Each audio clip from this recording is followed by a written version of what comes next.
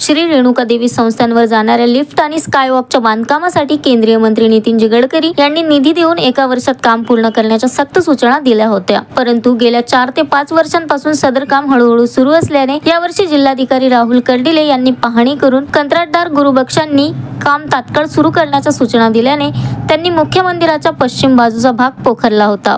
परंतु संरक्षक भिंत आणि स्कायवॉकच्या या कामाला त्यांनी गती दिली नाही। परिणामी दिनांक 25 जून रोजी सायंकाळपासून सुरू झालेल्या दमदार पावसामुळे पोखरून ठेवलेल्या भागाच्या भिंतीखालील माती ढासळल्याने जवळपास 25 मीटर लांब संरक्षित भिंत अचानकपणे कोसळली। त्यामुळे या भिंतीला लागून असलेल्या खोल्यात ठेवलेले पूजेचे साहित्य, समया आणि भाविकांनी दिलेले पातळ, ओटीचे साहित्य आणि पूजेचे सर्व साहित्य भिंतीच्या मातीमध्ये मिसळून खराब झाले असून भिंत कोसळल्याने श्री रेणुका मातेच्या मुख्य मंदिराला सुद्धा धोका पोहोचला असेल यात शंका नाही। अनेक वेळा याबाबतीत वृत्त प्रकाशित केले होते, परंतु संस्थाचे अध्यक्ष, जिल्हा व सत्र न्यायाधीश आणि जिल्हाधिकारी, सहाय्यक जिल्हाधिकारी, तहसीलदार, उपविभागीय पोलीस अधिकारी आणि तत्कालीन विश्वस्तांनी याकडे साफ दुर्लक्ष केल्याने कंत्राटदारांनी मनमानी पद्धतीने बांधकाम हळूहळू सुरू ठेवत येथील व्यापाऱ्यांना त्रस्त करून सोडले होते। कंत्राटदारांनी आधी संरक्षक भिंत उभी करण्याऐवजी काम सुरू असल्याची बतावणी करण्यासाठी विनाकारण मुख्य मंदिराच्या संरक्षक भिंतीच्या खालपर्यंत JCB द्वारे खोदकाम केले। मजुराद्वारे खोदकाम करण्याची सूचना ही दैनिक लोकमत मधून करण्यात आली होती,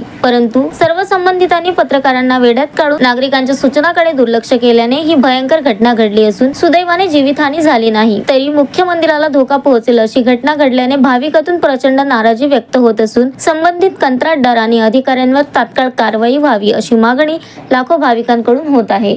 Shankar Bhalerao, the sting operation news, Mahur. The sting operation news, सत्याचे दुसरे नाव, अन्यायावर लेखणीचा घाव।